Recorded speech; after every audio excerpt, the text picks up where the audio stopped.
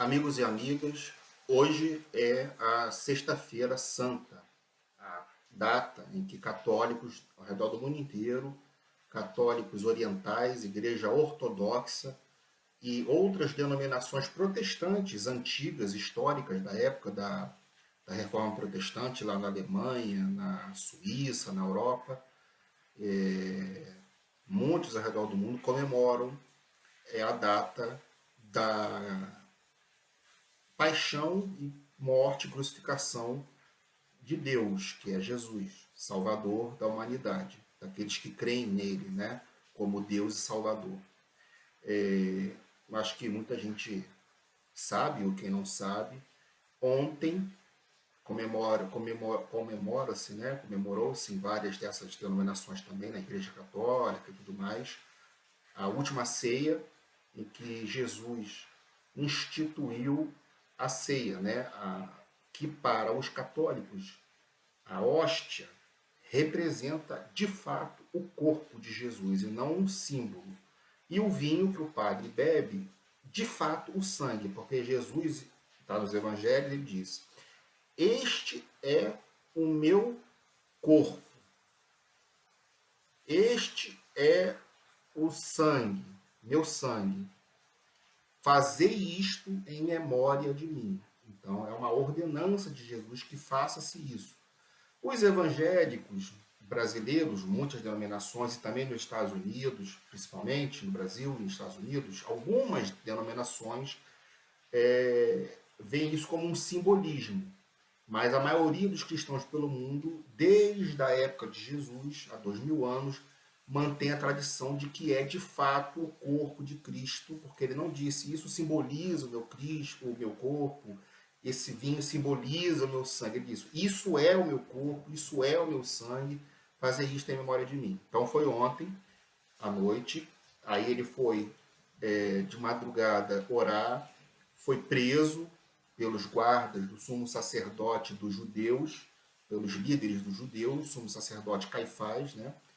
Teve um momento aí que Pedro, o discípulo de Jesus, que foi encarregado de apacenta minhas ovelhas, Pedro, né, que os católicos, pela tradição e pela Bíblia, determinam como o primeiro Papa, pegou uma faca, cortou a orelha de um dos guardas e Jesus repreendeu, botou a mão, curou, voltou a orelha do guarda e ele foi levado ao sumo sacerdote, cuspiram nele, bateram nele, acusaram ele de falso profeta, perguntaram se ele é o Cristo e Jesus ficou quieto. Aí os judeus levaram ele a Pôncio Pilatos, que era o governador romano da Judéia. O Império Romano era o maior império do planeta, dominava várias regiões, inclusive a pequena Israel. Era uma província, como se fosse um estado aqui no Rio de Janeiro, o estado do Rio de Janeiro, o estado de São Paulo, e tinha um governador que o imperador em Roma nomeava, era Pilatos nesse momento. E Pilatos não viu crime nenhum em Jesus, isso aí ele achou que era uma questão puramente dos judeus. Tudo isso foi de madrugada, quinta para sexta. Mandou ele para Herodes, que era o rei fantoche dos judeus, nomeado por Roma também. Herodes interrogou Jesus, Jesus ficou quieto, não encontrou também culpa, nem Pilatos, nem Herodes, e devolveu Jesus para Pilatos. E Pilatos, tentando aplacar a multidão, ele ofereceu um criminoso, Barrabás. Barrabás era um violento, fazia parte dos zelotes, né? Tinha fariseus, saduceus, zelotes e tal. Os zelotes eram os guerrilheiros, eles queriam tirar o Império Romano pela guerra, pela batalha, mas não tinha a menor chance contra o Império Romano todo-poderoso. Era como se fosse, sei lá, um grupo de pessoas querer destruir os Estados Unidos da América, sabe? Não tem nada a ver. Aí ele foi preso, era um preso romano, porque ele lutou contra o Estado romano. E aí Pilatos botou entre Jesus e Barrabás, interrogou Jesus, Jesus ficou quieto, teve aquela famosa palavra, ele disse para Jesus: eu tenho o poder de te libertar, você não sabe disso? A Jesus: nenhum poder seria te dado se não fosse do alto, ou seja, mostrando que todas as autoridades, no caso de Pilatos, é pela vontade de Deus, que ele, pela graça de Deus, pelo desígnio de Deus, que ele era o líder ali naquele momento. E não porque ele era chegou até lá pelas próprias forças. Pilatos até ficou espantado assim com Jesus, tentou aplacar, botou Barrabás para a multidão, ou o Jesus, a multidão crucifica Jesus, crucifica Jesus. Ele tentou argumentar com a multidão, crucifica Jesus, crucifica. Essa mesma multidão que no domingo de Ramos, domingo passado, aclamou Jesus na entrada de Jerusalém com mantos, ramos, como um rei, pede, poucos dias depois, crucifica, crucifica, um bando de traidores do povo judeu, manietados pelos líderes dos judeus e principalmente os fariseus, o sumo sacerdote. Tentando aplacar a fúria, o Pilatos manda açoitar Jesus, mas os judeus não ficam satisfeitos, nem os líderes judeus, crucificam, porque ele diz que é o filho de Deus, ele diz que é o rei dos judeus. Aí perguntou, você é o filho de Deus? Aí Jesus diz, tu o dizes. Isso eu acho que ele tinha falado para o sumo sacerdote Caifás. E não teve jeito. Temendo uma rebelião e com medo do imperador, né, César, na época era Augusto César, ou era... Foi depois dele, foi Tibério. Acho que era Tibério, já era o imperador de Roma. Ele com medo de ser punido, tirado do cargo, por não manter a paz na Judéia, ele tentou pacificar, então entregou para ser crucificado, para acalmar os judeus e os líderes dos judeus. Ele tinha medo de uma revolta judaica em que Roma ia ter que mandar mais tropas para lá, ele ia cair em desgraça perante o imperador, etc.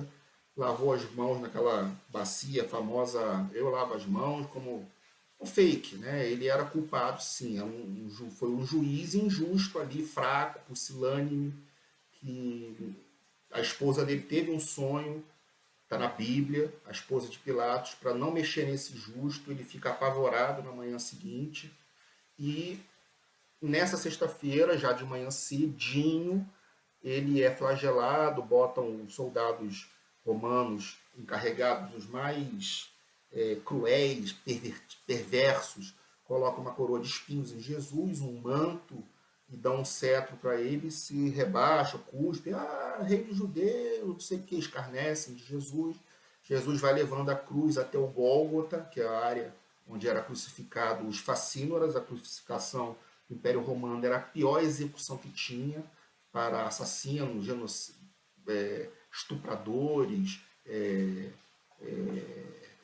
como é que se diz, inimigos do Estado, revoltosos e tudo mais. E ele foi ali, então, crucificado por volta de 9 horas da manhã da sexta-feira. Sexta-feira Santa, hoje, né? E agonizou até meio-dia. Houve, no relato da Bíblia, uma escuridão total na região. E às 3 horas da tarde, Jesus expirou. Teve as famosas palavras, Pai, tire de mim esse cálice, mas faça-se a sua vontade. E às 3 horas da tarde, ele disse a famosa palavra, está consumado, e tal, e morreu às 3 horas da tarde. Foi quando o véu teve um terremoto, uma escuridão, ali na região de Jerusalém, e o manto lá do templo de Jerusalém, a área onde os sacerdotes ficavam, o manto se rasgou no meio, de cima a baixo, em 2 partes, né? E aí conta a tradição que um dos soldados, que foi o encarregado por enfiar a lança do lado de Cristo para garantir que ele estava morto, porque já estava há muito tempo, estava escurecendo, é São Longino. É Longino o nome desse soldado romano que ficou e viu que era Deus. Eles falaram, ele de fato, cometemos um erro, ele de fato é o Filho de Deus. E a lança de São Longino é aí uma das relíquias aí que passa pela história, fala-se de Santo Graal, passa pelos Templários e tudo. Diz que Hitler, na Segunda Guerra Mundial, queria essa lança, o Santo Graal, os Cavaleiros Templários, todo mundo queria essa lança de São Longino, que virou um dos primeiros santos da Igreja Católica. E José de Arimateia, que era um homem de elevada posição social, foi até Pilatos para pedir que deixasse sepultar Jesus. E Pilatos, assim, surpreso e pela coragem do José de Arimateia, concedeu José de Arimateia, mas uma pessoa levar o corpo de Jesus até o sepulcro, que naquela época era tipo uma gruta, né, na rocha. Fizeram a mortalha, que é o Santo Sudário, que está na Igreja Católica de, se não me engano, na Itália, em Turim. Uma vez por ano ela é exposta durante 30 dias. Segundo os católicos, está lá a marca do rosto de Jesus. E fecham, né, com uma pedra rolando, fecham ali e acaba a Sexta-feira Santa, Sexta-feira da Paixão, que é o dia de hoje, onde ali na cruz, morto, ele se fez o sacrifício perante Deus Pai, ele que é Deus também, ó, Deus homem, a Deus Pai, a reparação da humanidade perante Deus devido ao pecado original que Adão cometeu. Eva deu o fruto proibido, que a serpente enganou eles. Não, pode comer que vocês serão como deuses. Deus não quer que vocês sejam como eles. Entrou o pecado original. Então não tinha chance do homem para o céu. Não tem chance do homem para o céu. A maior ofensa que foi feita foi essa. Mas Jesus, com a sua morte, ele pagou, ele que é Deus, homem, pagou o preço para reconciliar a humanidade a Deus e apagar a distância que era impossível de ser alcançada até Deus, né?